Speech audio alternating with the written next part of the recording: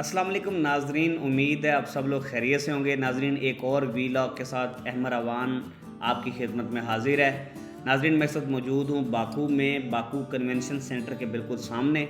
और ये जो एरिया है नाजरीन, इसकी स्पेशलिटी ये है कि यहाँ पे दो इंपॉर्टेंट जगह हैं। एक ये बाकू कन्वेंशन सेंटर है और दूसरा मैं भी आपको दिखाऊंगा हैदर अली सेंटर, जो कि बाकू की आइकॉनिक बिल्डिंग है। बट उससे पहले आप ये देखें, मेरे बिल्कुल सामने रसल होटल की बिल्डिंग है। अगर आप कभी बाकू आएँ और आप स्टे करना चाहें तो आप रसल होटल में भी स्टे कर सकते हैं। ये बड़ी खूबसूरत सा एरिया है। ये इसके बिल्कुल सामने Azerbaijan state academy of art भी है। और नाज़रीन, अब मेरे सामने जो मैं अब आपको दिखा रहा हूँ ये है हैदर अली सेंटर, जो कि बाकू की पहचान है।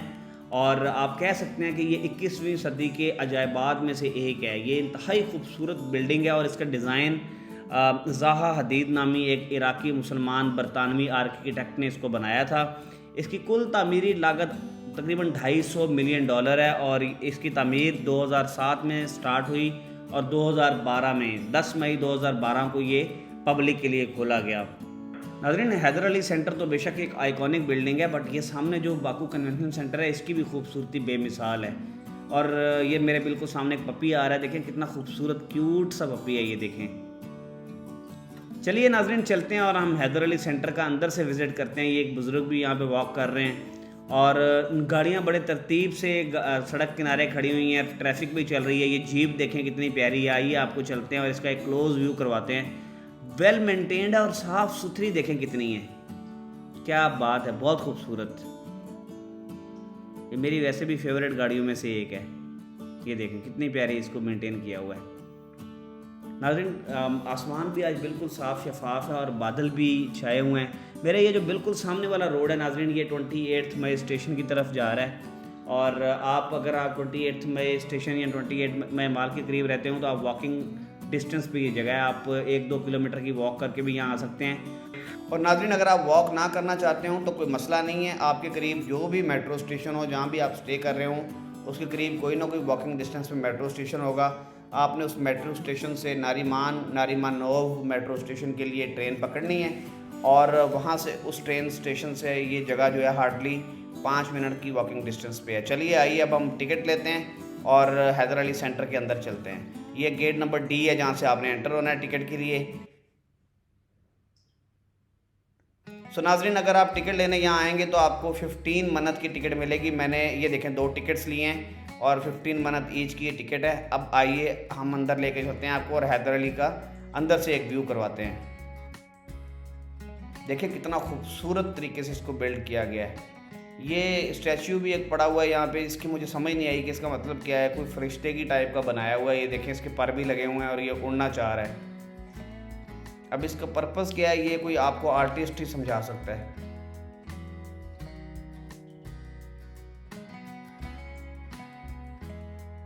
नाज़रीन, यहाँ पे एक हैंडीक्राफ्ट शॉप है। आप यहाँ आके कुछ शॉपिंग वगैरह करना चाहें तो शॉपिंग कर सकते हैं। और इस तरफ एक बहुत ही खूबसूरत कैफ़े बना हुआ है। आइए चलते हैं, इसको देखते हैं। इसकी सीट्स देखें कितनी प्यारी बनी हुई हैं।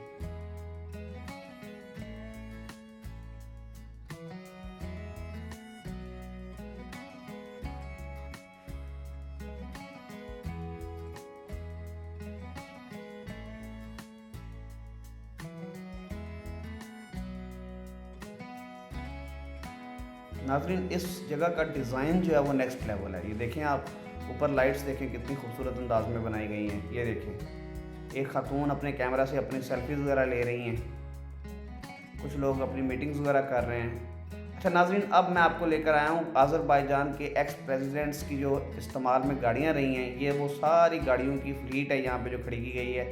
डिफरेंट मर्सिडीज़ गाड़ियाँ हैं और भी डिफरेंट कंपनीज़ की हैं। आइए आपको इनका एक नज़ारा करवाते हैं। ये देखिए बड़ी ज़बरदस्त गाड़ी है और बम प्रूफ लग रही है मुझे ये, बाय द वे, जिस तरह से ये इसको बनाया गया है। मैं आपको उसको एक साइड व्यू करवाता हूँ। ये देखें इसकी, इस तरह अमेरिकन प्रेसिडेंट जिस तरह की गाड़ियाँ यूज़ करते हैं, उस टाइप की गाड़ी, और अंदर से भी बड़ी लग्जरी है। उस ज़माने में भी इंतहाई लग्जरी गाड़ी थी ये देखें, बहुत खूबसूरत तरीके से इसको वेल मेंटेन्ड गाड़ी है। ऑब्वियसली प्रेसिडेंट के इस्तेमाल में रही होगी तो वेल मेंटेन्ड तो इसने रहना ही था, बट अभी भी इसको बड़े अच्छे तरीके से इन्होंने प्रिजर्व किया हुआ है। वहाँ उस तरफ भी देखें तो वो शायद इससे ज़्यादा लेटेस्ट मर्सिडीज़ है वो जो उस तरफ खड़ी हुई है। ایک بھائی اپنی پکچرز بنوا رہے ہیں وہاں پہ. اور ناظرین اس طرف دیکھیں, یہ جو گاڑی ہے اب دوسری میں آپ کو دکھانے لگا ہوں. بائی دا وے یہاں پہ ان گاڑیوں کی ہسٹری بھی ساری لکھی ہوئی ہے. ناظرین یہ شاید سب سے قدیم گاڑی ہے ان گاڑیوں میں, اور یہ بھی انتہائی خوبصورت گاڑی ہے. دیکھیں یہ اس کی پوری ہسٹری بھی بیان کی گئی ہے یہاں پہ. اور یہ گاڑی دیکھیں نا آپ, دیکھنے میں بھی آپ کو لگ رہا ہے کہ ڈیشنگ, اس کی لکس دیکھیں آپ, بڑی خوبصورت اس کی لکس ہیں. اور اس زمانے میں بھی دیکھیں اس کے ہر چیز اینٹیک, ہر چیز کے اوپر بڑا فوکس کر کے اس کو بنایا گیا. یہ دیکھیں اس کی سائڈس پہ دیکھیں. میرا خیال ہے کہ یہ گاڑی کی دوبارہ رینوویشن کی گئی ہوگی, کیونکہ ابھی یہ گاڑیوں کی جو کنڈیشن ہے یہ تو ایسے لگ رہا ہے جیسے برانڈ نیو یہاں پہ لا کے کھڑی کی گئی ہیں. بیک سائڈ سے دیکھیں یہ کتنی خوبصورت ہے, اس کی لائٹس دیکھیں. یہ میرا خیال ہے آذربائیجان کے حیدر علی جو پریزیڈنٹ تھے ان کے استعمال میں رہی ہوں گی, اور شاید کچھ منسٹرز وغیرہ کے استعمال میں بھی رہی ہوں, but most likely x presidents کے ہی استعمال میں رہی ہیں. اچھا ناظرین, آپ نے ایک بار نوٹ کی ہوگی کہ جتنی بھی گاڑیاں ہیں سب کی سب بلیک ہیں, کسی اور کلر کی نہیں ہے, کوئی وائٹ نہیں ہے, کوئی کسی اور کلر کی نہیں ہے سب. اور میں نے وجہ بھی یہ نوٹ کیا کہ جتنے بھی پریزیڈنٹس ہوتے ہیں زیادہ تر پریزیڈنٹس بلیک فلیٹ ہی یوز کرتے ہیں. مطلب پاکستان کے پریزیڈنٹس دیکھ لیں آپ, ایون قائد اعظم کی گاڑیاں جو پرانی پڑی ہوئی ہیں میوزیم میں, قائد اعظم میوزیم میں, وہ بھی سب کے سب بلیک ہیں. یہ قالین دیکھیں کتنا خوبصورت ہے یہاں پہ جو انہوں نے ڈسپلے کیا ہوا ہے. ناظرین یہاں پہ بہت ساری بیسکلی ایگزیبیشنز وغیرہ بھی چلتی رہتی ہیں. ڈفرینٹ ٹائمز میں آپ جب آئیں گے تو یہاں ڈفرینٹ چیزیں ہوں گی. جو آج چیزیں آپ کو نظر آ رہی ہیں شاید جب آپ آئیں تو وہ یہاں پر یہ چیزیں نہ ہوں جو میں آپ کو دکھا رہا ہوں, یہاں کوئی اور ایگزیبیشن چل رہی ہو, بٹ یہاں پر انہوں نے دکھایا ہوا ہے کہ بیسکلی قالین بنتا کیسے ہے. سو آذربائیجان میں قالین مینوفیکچرنگ جو ہے وہ کافی زیادہ ایک بڑی انڈسٹری ہے. سو انہوں نے جگہ جگہ اپنے قالین جو ہیں ان کو ڈسپلے کیا ہوتا ہے. آپ ہینڈی کرافٹس کی شاپ پہ جائیں وہاں بھی آپ کو قالین ملتے ہیں, اور اس کے ساتھ ساتھ یہاں کا ایک بہت بڑا کارپیٹ میوزیم بھی ہے ساحل سمندر کے اوپر ہے. سو اس سے آپ اندازہ لگا سکتے ہیں کہ قالین کی جو انڈسٹری ہے اس کے اوپر ان کا کتنا فوکس ہے, اور وہ کتنی زیادہ ان کی اکانومی میں اس کی کنٹریبیوشن ہے. یہ دیکھیں یہ فائنل پروڈکٹ قالین اس طرح کا بن کے نکلتا ہے. یہ دیکھیں بہت خوبصورت, یہاں سے یہ دیکھیں اس طرح سے بن رہا ہوتا ہے. یہ پوری انہوں نے ڈسپلے کیا ہوا ہے کہ قالین مینوفیکچرنگ ہوتی کیسے ہے. اور ناظرین یہاں پر بھی ایک آرٹ کا نمونہ پڑا ہوا ہے. یہ دیکھیں ایک انسان سا بنا ہوا ہے جو بیٹھا ہوا ہے, اور نیچے لکھا بھی ہوا ہے کہ یہ کس نے بنایا ہے. جان پلینسا 2014 میں انہوں نے یہ بنایا ہے بیسکلی. ساتھ اس کا پوری اس کی ڈیٹیلز بھی مینشن ہے. بڑا خوبصورت یہ بھی آرٹ ورک ہے. یہ دیکھیں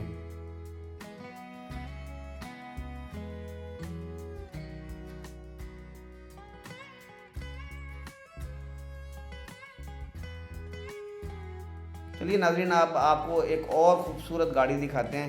میری نظروں کے سامنے آ گئی ہے بٹ آپ کی نظروں کے سامنے اب آئے گی. یہ دیکھیں یہ اسٹیچو پھر یہیں بیٹھا ہوا ہے, یہ پتہ نہیں کیا چاہ رہا ہے ہم سے. اور یہ گاڑی ناظرین سب گاڑیوں میں زیادہ خوبصورت یہ گاڑی ہے. دیکھیں یہ پیکرڈ ہے, اور اس کی پوری ہسٹری بھی یہاں پہ بیان کی گئی ہے. میرا خیال ہے ان کے پریزیڈنٹ کو یہ گفٹ کی گئی تھی گاڑی. آج بھی دیکھیں آپ اس کے ٹائرز دیکھیں کتنے خوبصورت انداز میں اس کے ٹائرز بنے ہوئے ہیں. اور وہ دیکھیں نا وہ جس طرح ٹائرز بھی اس طرح کے نہیں ہیں جس طرح کے آج ٹائرز ہوتے رہے. یہ دیکھیں پاؤں رکھنے کی جگہ کتنی خوبصورت بنی ہوئی ہے. گاڑی اینٹیک ہے. یہ دیکھیں کہتے ہیں کہ یہ 1928 سے 1935 تک کی جو سب سے زیادہ لگژریس گاڑی دنیا میں تھی وہ یہ پیکرڈ تھی.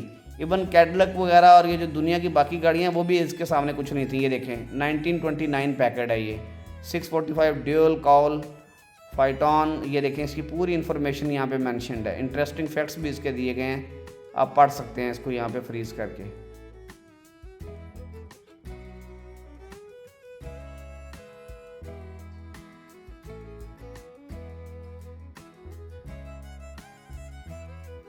یہ دیکھیں ناظرین اس کے ٹائر فائر سٹون کا ٹائر ہے. یہ کتنا خوبصورت ٹائر ہے. آپ دیکھیں درمیان میں یہ دیکھیں جس طرح سائیکل کے ٹائر ہوتے ہیں اس طرح کے یا موٹر سائیکل کے ٹائر ہوتے ہیں اس طرح کے درمیان میں اس کی وہ ٹائرز بنے ہوئے ہیں.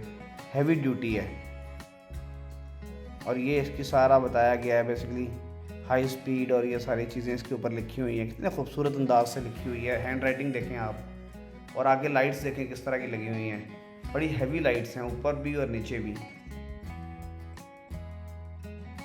اور اس زمانے میں پیچھے ایک پینٹنگ لگی ہوئی ہے جس میں دکھایا گیا اس زمانے میں یہ یہ دیکھیں یہ پینٹنگ ہے جس میں دکھایا گیا کہ اس زمانے میں یہ گاڑی استعمال ہو رہی ہے. بہت خوبصورت گاڑی ہے ناظرین, دیکھنے سے تعلق رکھتی ہے اور واقعی ایک اینٹیک ہے.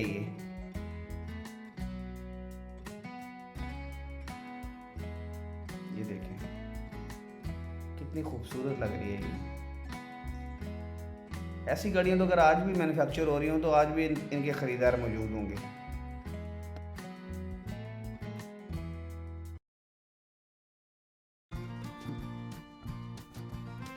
ناظرین اب میں اس وقت حیدر علی سینٹر سے باہر آ چکا ہوں اور آپ کو بیک سائڈ سے حیدر علی سینٹر کا نظارہ کروا رہا ہوں. دیکھیں کتنا خوبصورت منظر ہے یہ, اور سامنے آپ باکو کنونشن سینٹر بھی دیکھیں کتنا خوبصورت لگ رہا ہے, کروز کی طرح لگ رہا ہے مجھے تو. اور ناظرین یہاں پر ایک بہت بڑا پارک بنایا گیا, دیکھیں کتنا خوبصورت پارک ہے یہ دیکھیں. اور یہاں پر آئی لو باکو کا آپ کو یہ دیکھیں یہاں آئی لو باکو لکھا ہوا ہے. یہاں یہ وہ جگہ ہے ناظرین, وہ اسپاٹ ہے جہاں پہ لوگ آ کے اپنی فوٹوگرافی کرواتے ہیں. زیادہ تر ٹورسٹ جو ہیں آپ ان کی پکچرز جب دیکھتے ہیں تو وہ اسی پوائنٹ کی پکچرز ہوتی ہیں, جس کے بیک گراؤنڈ میں پھر یہ حیدر علی سینٹر بھی آ رہا ہوتا ہے. یہ دیکھیں ایک ویو دیکھیں اس کا پینورامک ویو,